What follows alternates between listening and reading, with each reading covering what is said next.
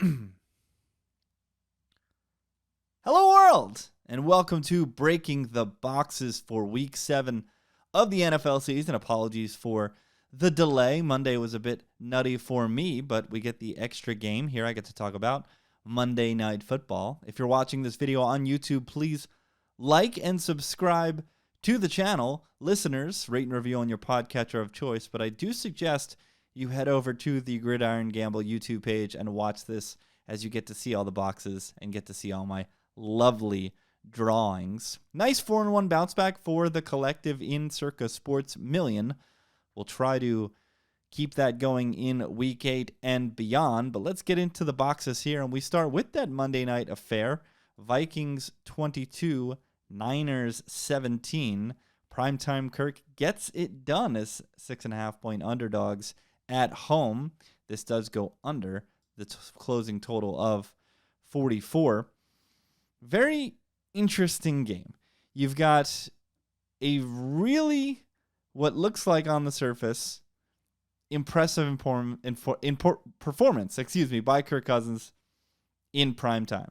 0.7 net EPA advantage for the Vikings, that 0.33 EPA per dropback for the Vikings. But if you look at the success rate, 47 starts to get a little suspect. You look at early passing, 40%, little suspect.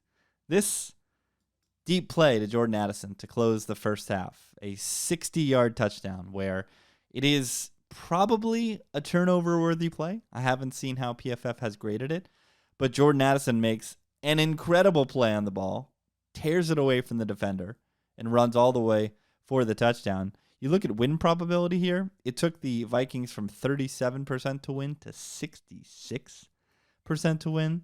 So just a huge swing in this ball game, and one that really is going to color the way a lot of people talk about Kirk Cousins today and perhaps for the rest of the week. The Vikings did win the turnover battle. You had the Christian McCaffrey fumble in the red zone here. One of the only failed attempt by the Niners in the red zone. One of two trips for them on the evening. Kirk Cousins started the game off with an interception to Addison, which they kept harping about, at least on the Manning cast, about how they're happy that he went back to Addison after the pick. Well, who else is he going to go to? Because Osborne is a bit of a bum in that offense. Brock Purdy throws two late picks. One of them is shown here at negative 4.2 EPA. The other one, I think because it was so inconsequential on the last drive, they don't include it. But on the whole, Purdy, 0.3 EPA per dropback, 8.4 yards per pass. I don't think it was as bad of a performance as people are going to make it out to be. And I don't think it was as good a performance for Kirk Cousins as people are going to make it out to be. Both teams pretty efficient on third downs in leverage situations. Interesting game. Vikings hit on that explosive, obviously. Niners lacking a bit of efficiency. The big McCaffrey fumble hurts them. I'm not too concerned about the Niners. One, they're not going to find themselves in as many negative game states as this in the moving forward. They obviously didn't have Trent Williams, didn't have Deebo Samuel. So I'm not going to come away concerned about San Francisco here. Two back-to-back, I wouldn't call Minnesota East Coast, but outside of their time zone. Now they have a short week. They get to go home, but it's Cincinnati off a bye, which is a very fascinating game where the market is pretty heavily favoring San Francisco. 6-point opener. I think it's already been bet down to 5.5. So a very interesting game that I can't wait to dig into. For Minnesota, they still remain the suspect team that we all think they are. Without Jefferson, they're still going to struggle on offense. Addison, credit to him, got injured in the game as well, was cramping pretty bad and came back. He played really well. The Rook was great today, great last night. But I'm still very suspect of this Vikings team overall, and really am not excited to be backing them in future spots. Eagles 31, Dolphins 17. This does go under. Again, I keep telling you guys about these games that feature the Eagles and their unders. The Eagles got steamed up to a full field goal and were still able to cover in this game. And I need to eat a bit of crow in this spot because I've been banging the Dolphins drum all season, even going back to our way too early spring podcasts. And the Dolphins got smacked here. Look at all this purple. Tons of purple. You're going to see this yards per play be just a small 0.1 net yards per play advantage for the Eagles, but there's a lot of tush push in here. Those 4 of 4 on fourth down, they're going to bring that efficiency down, but they don't give a damn because they're getting first downs, they're moving the chains. These are the two things that if you see them, the Eagles have dominated the game. Twice as many first downs, 26-12, and then time of possession, 13 minutes and 30 seconds. They almost had the ball for an entire quarter more than the Dolphins in this game. It does alarm me, this 4 of 12 on third down, that the Eagles are almost playing for the tush push. Like, instead of trying to get first downs on first and second and third, they're happy to get in fourth and manageable. I guess when you have a pretty damn undefeated play like the tush push, who gives a damn? You're going to get it anyway. But I'd like to see some more explosive that out of them, like the A.J. Brown touchdown. Well, I guess it was ruled down at the 1, but an explosive here to A.J. Brown. Hurts does get the interception here intended for A.J. Brown, but they definitely get a big one back on the Tua interception in the red zone. The pick six was that interception intended to A.J. Brown. That was the biggest play of the game in terms of EPA, 7.9, and it was a bit of a ball don't lie situation because of the non-called face mask on the failed fourth down conversion right before it. That was one of 2 failed fourth down attempts for the Dolphins in the game. Eagles get right in the red zone, 4 of 6, which is a far cry from what they had been doing previously, where it was a lot of 1 of 4s and a lot of missed opportunities for them. People are going to talk about Dolphins injuries, but we're getting to the part of the season where everybody's hurt. I understand that they're missing their left tackle, they're missing their center, but Lane Johnson is playing banged up for the Eagles, and he looked banged up. He gave up his first sack in however many years it was to Jalen Phillips. So I don't like hearing injuries as an excuse because teams are just going to be banged up moving forward. I mean, look at the Bills. We'll get to them, I believe, next. Like, they're a mash unit, and nobody's going to lay their arms down or take it easy on them because they're hurt. That's just the reality of pro football. So Miami's going to have some trench problems against some good teams.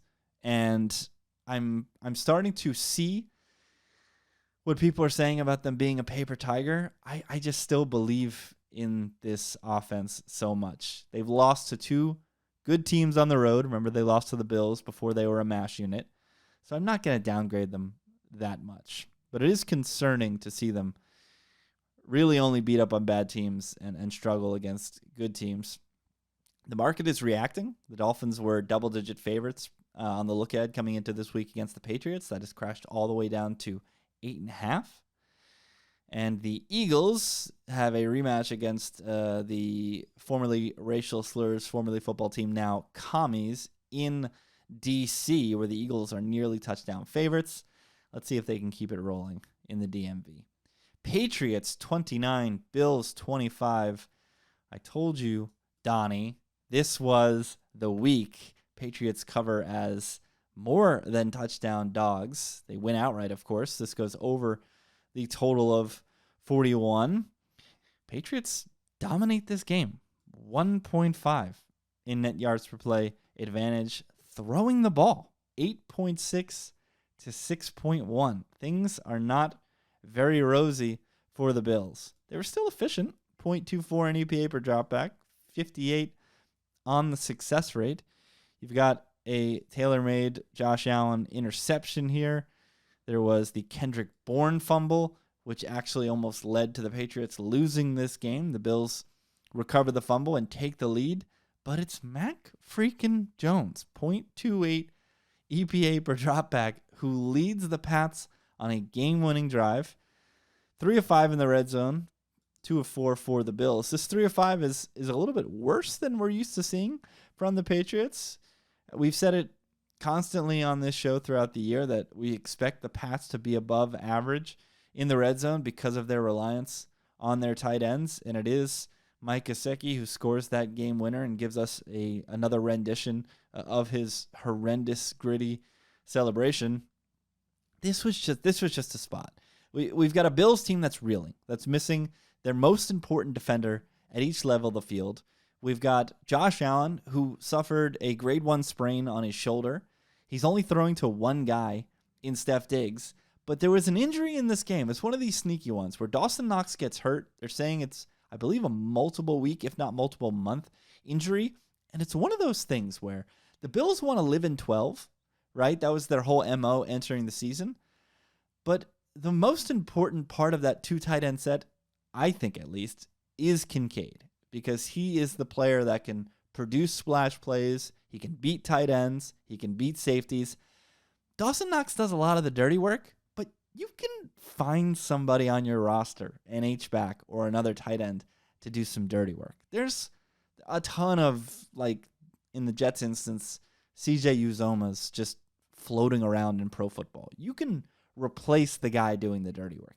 I think Kincaid's special. And this is one of those injuries where it's going to force them to allot more targets and more attention to Kincaid in the passing game, which the Bills are crying out for somebody to help Steph Diggs in the passing game. So I think in the long run, that could actually be a beneficial injury for Buffalo.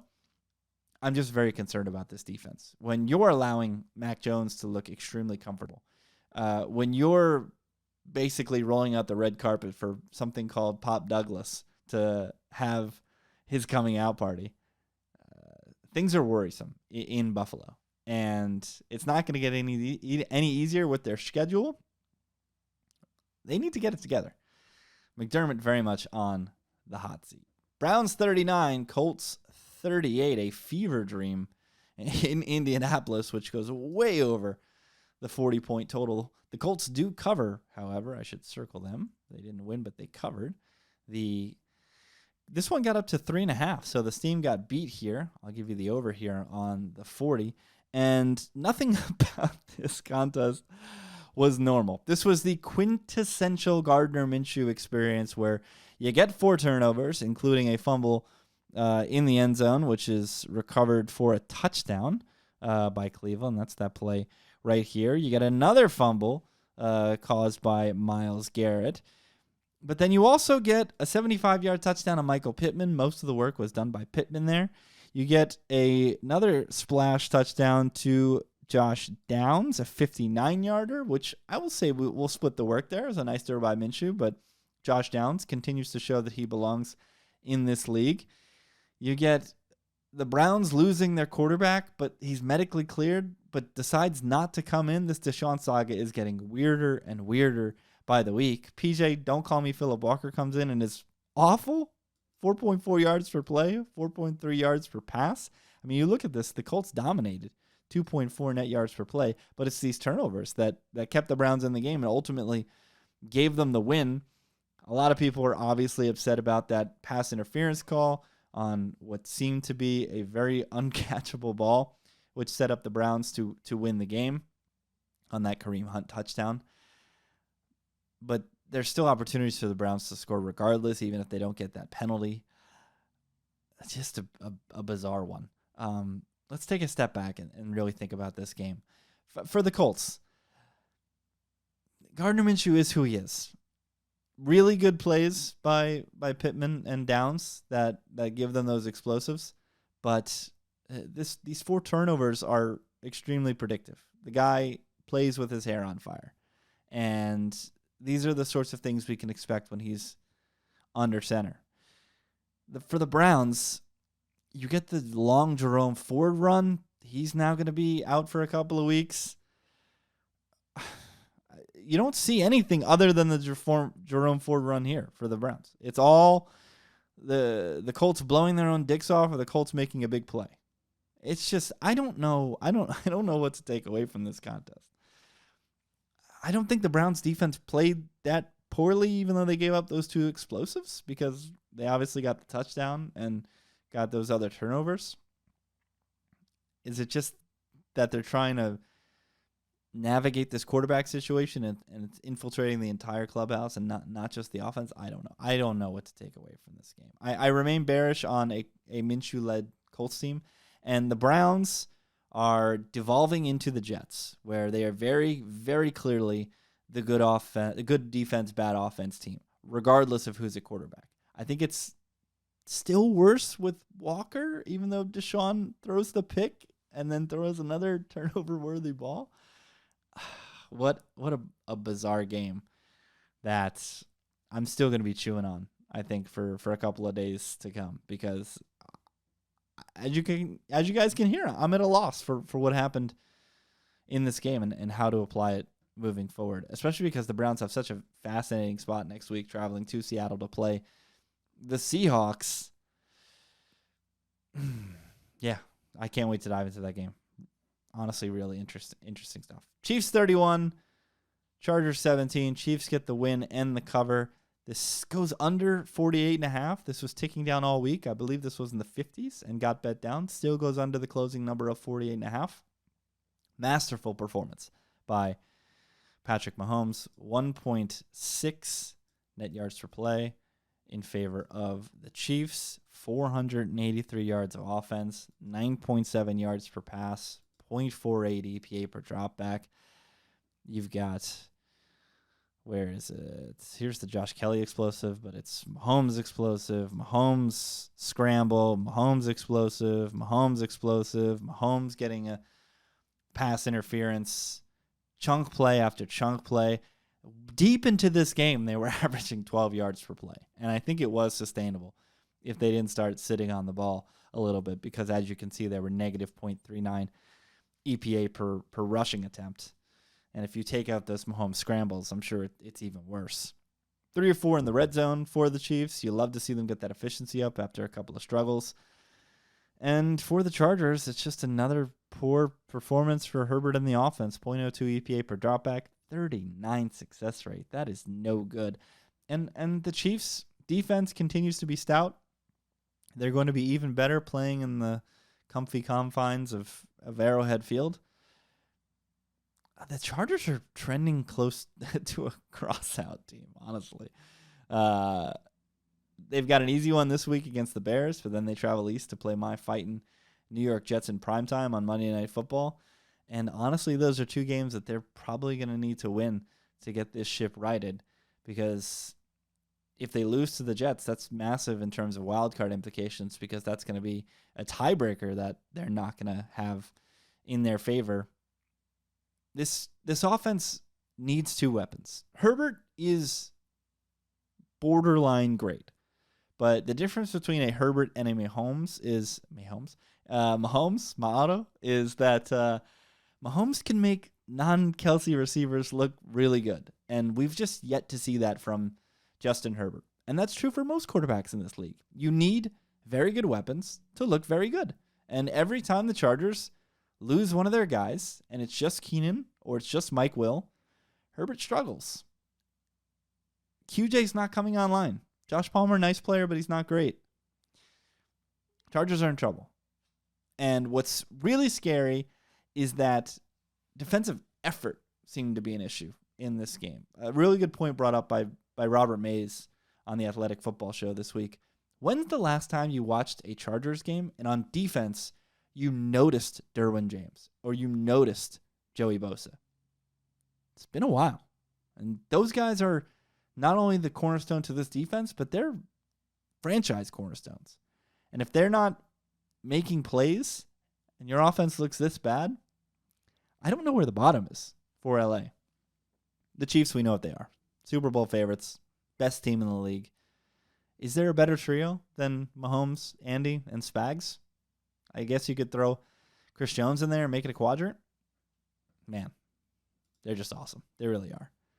Steelers 24, Rams 17. The Steelers win and cover as road dogs as the Yinzers filled up SoFi Stadium in Los Angeles. This goes under the closing number of 44.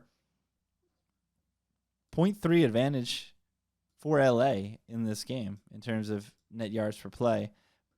But something Mo said continuously, and he was absolutely right about, was pressure.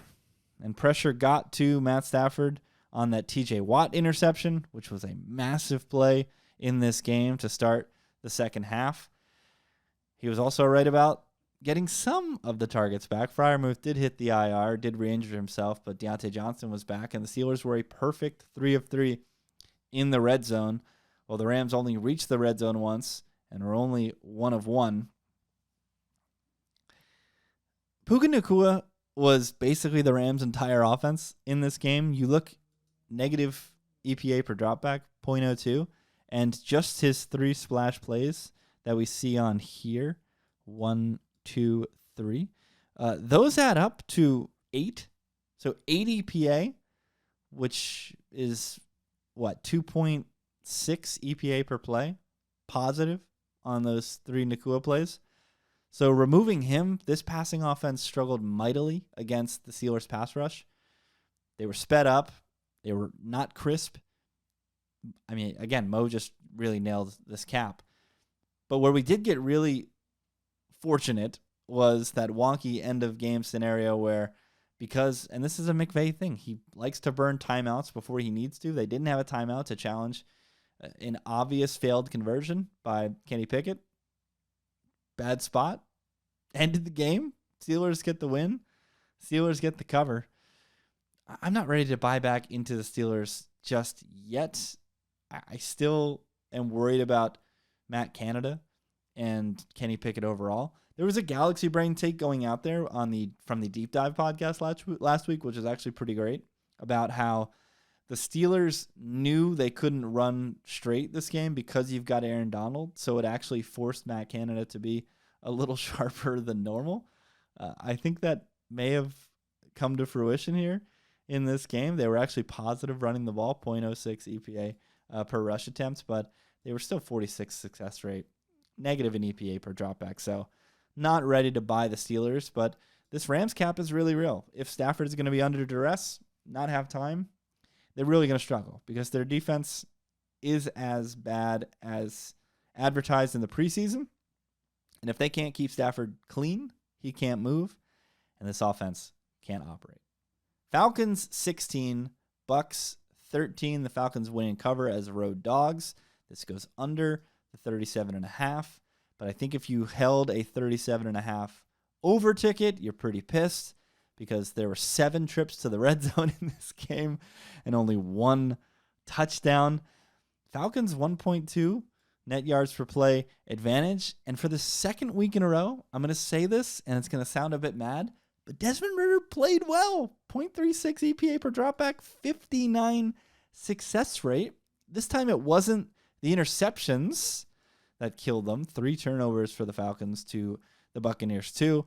It was fumbles, and it was fumbles in the absolute worst positions. The red zone, fumble at the 3, and then we had a fumble at the 1 as well.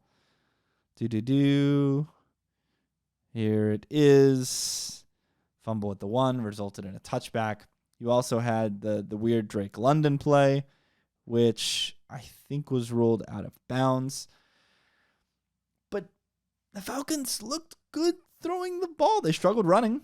0.34 per rush attempts. Bijan Robinson might matter. That was a weird one. He played. He was on the field. Didn't get a single touch because, according to the Falcons coaching staff, Art Smith, he didn't feel well. I mean, we were just talking about injuries earlier. We're reaching the midway point of the season. I don't think anybody who plays pro football is necessarily feeling well. So, bizarre one there. Really, really, really need the Bucs to stop running the ball on early downs. Negative 0.39 on early down runs, of which they did 18. 18 early down runs. 18 of 72 plays were early down runs. Guys, can we get it together? That's exactly a quarter of their plays. 25% of your offensive plays are wasted early downs, plunging into the line. Please stop. Mix in some extended run plays as swing passes, as screen. I mean, Chris Godwin is one of the best tunnel screen receivers in the league. He's not as quick as somebody like Tyreek, but he's really good at navigating those tight pockets and gaining some tough yards. So we need to start incorporating that, or else we're going to struggle to get any drives together. Falcons defense continues to play really well, holding the Bucs to 5.7 yards per pass, nearly under 5 yards per play. I am starting to become bullish on the Falcons. I know it's weird after 2-3 turnover games from their offense, but if Ritter can move the ball like this and start avoiding some turnovers, again, this game wasn't the interceptions, it was the fumbles. The Falcons can get some things clicking and have some success. The Bucs, I mean, we know what they are. Don't lay points with the Bucs. Baker needs to be protected. I mean, anytime you can get a plus with a team facing Tampa Bay, it's probably going to be a good wager. Speaking of don't lay points with bad teams, Bears 30, Raiders 12. This goes over the 38.5.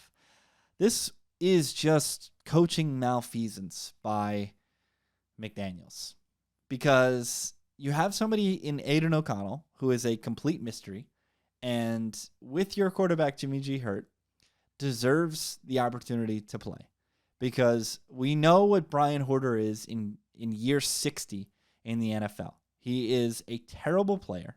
He's a statue, and despite having really good weapons, he still can't move the ball. Negative EPA per dropback, 46 success rate.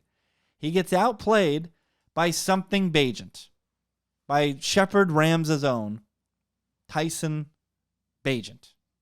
4.7 to 3.9. I mean, these are things that just can't happen when you're getting a first career start against a Division II quarterback in pro football. We've got the 3 turnovers to 0. I mean, that's just the sugar. That's just the cherry on top. Because if you look at these interceptions, the Bears were already 100% to win. Interception, the Bears were already 100% to win. I don't think that's how numbers work. I think it's 0.999999. Here's the other one. The Bears were already 60% to win. That was the Tremaine Edmonds one. It didn't. Those turnovers didn't matter because the Bears were outplayed. The Bears outplayed the Raiders for 60 minutes. Ran it down their throat. Deonta Foreman, a guy who, barring injury, might have carved out a bigger role by now in the NFL. Looked good. Punched it in. I mean, just pitiful stuff. 2 of 9 on leverage downs for the Raiders. 3 of their first downs were from penalties. McDaniels cannot be a head coach in this league. And from all reports, his son Mark Davis and the Raiders are a bit of a broke boy franchise, and they can't really afford to fire Josh McDaniels, but he's got to go. This is malpractice.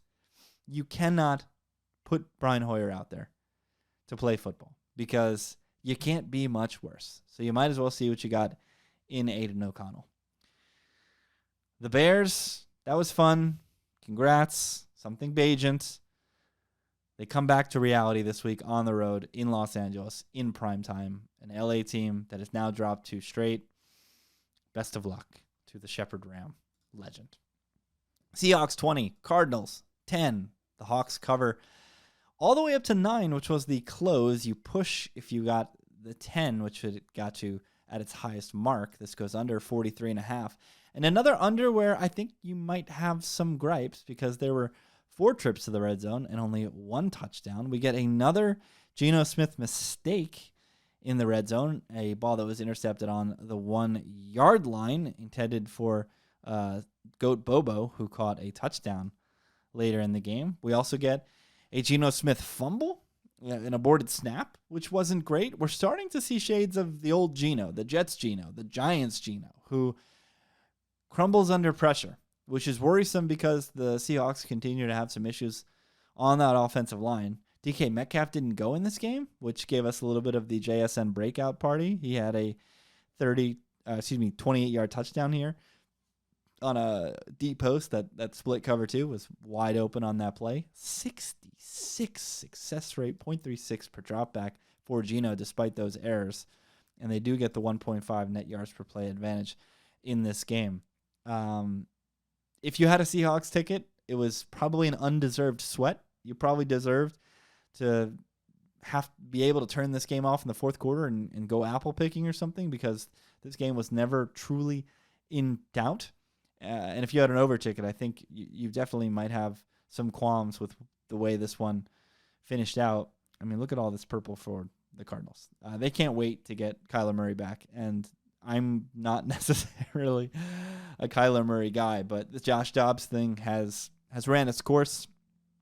I mean, this defense is very poor. They need Kyler to go out there, run around, play like a dude with his hair on fire, make some plays.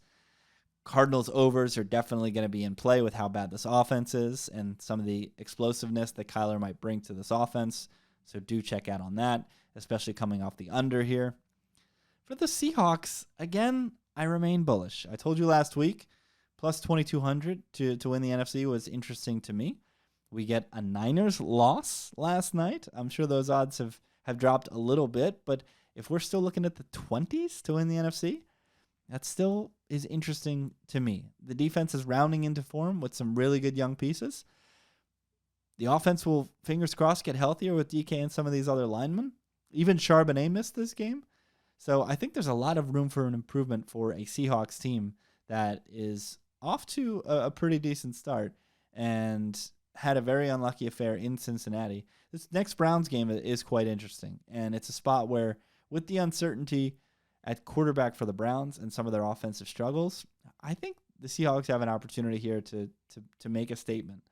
We know how the good defense, bad offense team gets into bad spots when they get into negative scripts, and we also know good offense can beat good defense. So interesting spot for the Seahawks coming up, where I'm not sure it matters what quarterback plays for Cleveland. Broncos 19, Packers 17. This goes under the closing total of 44. The Broncos cover as home dogs. You can't, and the next game is another one where the Commanders were road favorites. All four games where we had suspect quarterbacks and suspect teams favored on the road, they failed to cover. I guess you could almost throw the Bills in there as well for how big of a number they were laying on the road. That's 0-5, but the Packers failed to cover. The Raiders failed to cover. The Commanders failed to cover. And the Browns failed to cover. Suspects on the road, laying points. It's just a formula for you to win some money in this league. Again, I think your overbettors can have some gripes, as there were 7 trips to the red zone and only 3 touchdowns. However, you got a little lucky here with the most impactful play of the game, this Jaden Reed touchdown, because it was a 4th and absolutely got to have it, and it ping-pongs off Romeo Doubs and to Jaden Reed. There's actually a great clip of Doubs. He's upset, then he sees the touchdown, and he's excited, but then he's upset again because he realized that he dropped a touchdown. Broncos 0.8 net yards per play advantage in this game. Russ continues to be an EPA god. Shades of the old Russ here at 47 success rate. Jordan Love does the Jordan Love thing. 0.34 EPA per dropback, 46 success rate. That's not great. This is really a slog in Denver where neither team was able to move the chains much. We had some low efficiency on high leverage downs. Some bunch of penalties, over 100 yards of penalties in this game. And then, just these inefficiencies in the red zone. 1 of 4 for the Broncos specifically, which is a trend that continues for them throughout the season. I don't know what to take from this game. It's a game that not only confounds me, but it confounded Sean Payton. Even though he got the win, he found himself in an existential crisis circling a sushi restaurant on Sunday night, saying that, quote, he doesn't even like sushi. So this Broncos team that has players on defense, at least, leaving. You've got all the Jerry Jeudy rumors continuing to swirl. I guess they come together, win one for the Gipper, but I think this says more about a Packers team that has more to play for in a weaker conference.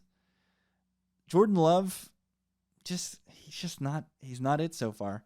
After sitting for this long, you would like to see him come out and be a bit crisper. He's got all his weapons back, although we did see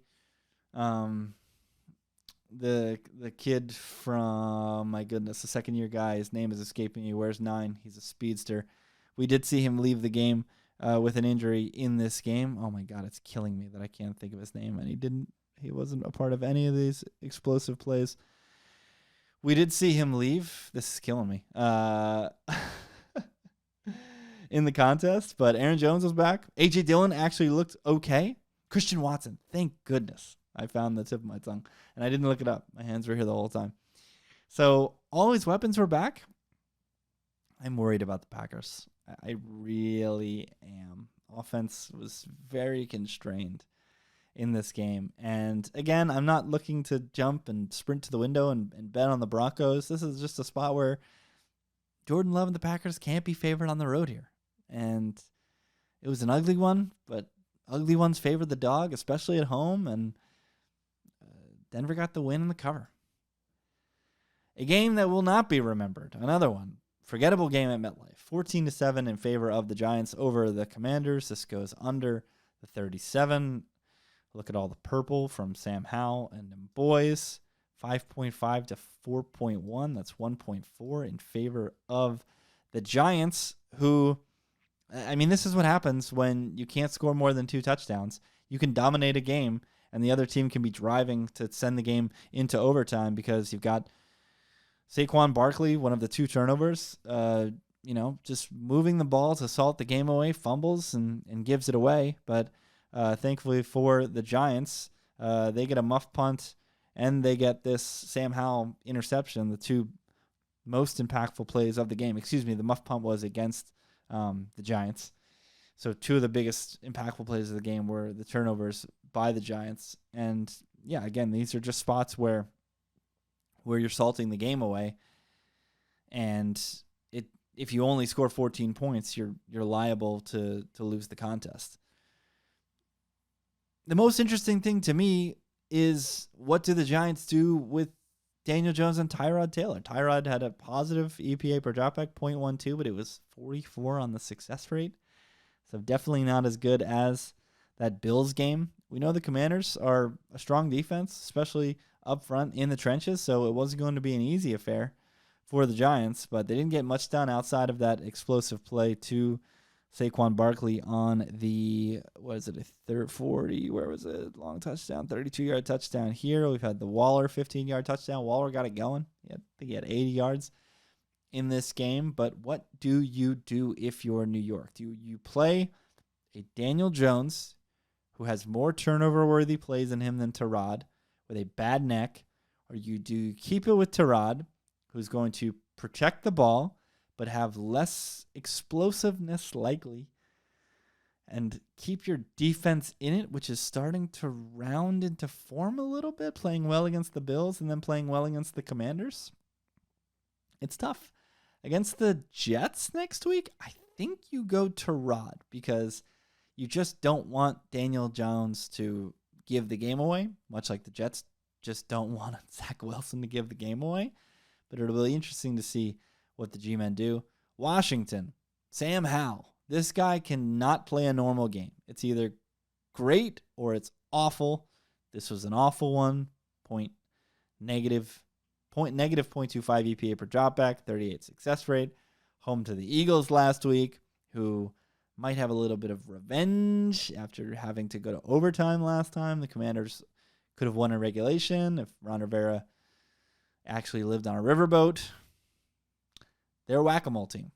And I think you just play the number with them. In a spot like this, which is so plainly obvious they can't be favored on the road, I think it was quite easy to click the Giants. They were nearly on our card. I removed them for the Chiefs. Both winners. We'll see. Getting 6.5 at home. Kind of leaning towards Philadelphia, though. The only loser of the week for the collective. Ravens 38, Lions 6. Doesn't matter what alternate you got for the Ravens. They covered in this game. This squeaks over the closing total of 43.5. I had said for nearly 2 months that I didn't think the Todd Monken thing was working in Baltimore. And this was the day that it certainly freaking worked. Because Lamar was amazing. But some of the stuff they schemed up, guys wide open. Mark Andrews streaking down the field. triple option looks where Lamar is putting a linebacker on skates and shot putting the ball to a wide open Odell Beckham Jr. who is allowed to make a splash play. Absolutely cooking with fire on Sunday in Baltimore. 0.64 yards per dropback, 9.1 yards per play. Where's the 12.8 yards per pass? That 9.1 yards per play is with tons of garbage time where they were just kind of turning and handing. Very impressive performance from a Baltimore team that was previously in whack-a-mole status like Washington, but really came out to play. Very impressive. The Lions no-showed a bit as well. I think we can't maybe take too much from this game because they were just dead men walking as soon as they came off the bus, it looked like. But I want to credit a lot of the design of these plays and what Todd Monken was able to do on Sunday because it was a very impressive performance. This Gus Edwards play, I'm confused by because I think it was Lamar. This was a Lamar play. I think Lamar recognized what was happening, and it was a run option play that broke down, and he just got it to Gus Bus, who was able to rumble for 80 yards. But these other explosives, especially the ones to Mark Andrews, I guess they're not even on here. Those were scheme. That was all scheme. And, of course, Lamar's executing, but just some really great stuff. Man, Goff under pressure. We said before the game that the data showed us that one quarterback was likely to be under pressure, and that was Lamar.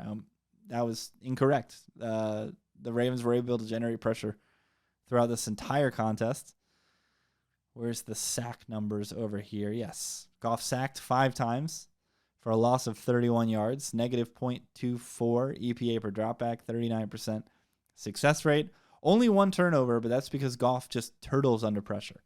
He's learned at least to not make the turnover-worthy play when he's under pressure. But those sacks are still going to kill you. Sacks very much a quarterback stat. And Goff is not very good at navigating a muddy pocket. And the Lions really had no chance in this game. They got a bunch of yards in garbage time, but as you can see, they still only got to 6 points. So I'm not going to downgrade the Lions a bunch after this game. I still think that in most cases, their offensive line is going to be able to protect, and they're going to play a much better game on both sides of the ball. I'm just very surprised, and maybe we're giving them too much credit after 2 sleepy spots where they didn't sleep. They come out against a very good opponent on the road, a spot where you need to be fully prepared and focused. And they weren't. But for Baltimore, I want to give them full credit because this was a masterclass in both phases of the game. And I'll give them credit for improvement. And things take time to adapt with new play caller in a system. And if this is a preview of what's to come from this Ravens offense, that's exciting. Especially in a conference where the Bills are slipping, the Dolphins could potentially be paper tigers. Do the Ravens start to climb up to that number 2 spot in the conference? It's not outside the realm of possibilities. So let's keep our eyes on that one. And let's keep our eyes looking forward to Week 8. We'll give you our picks on Thursday. We'll recap it all again. The cycle will continue. Best of luck in all your betting ventures. Peace out.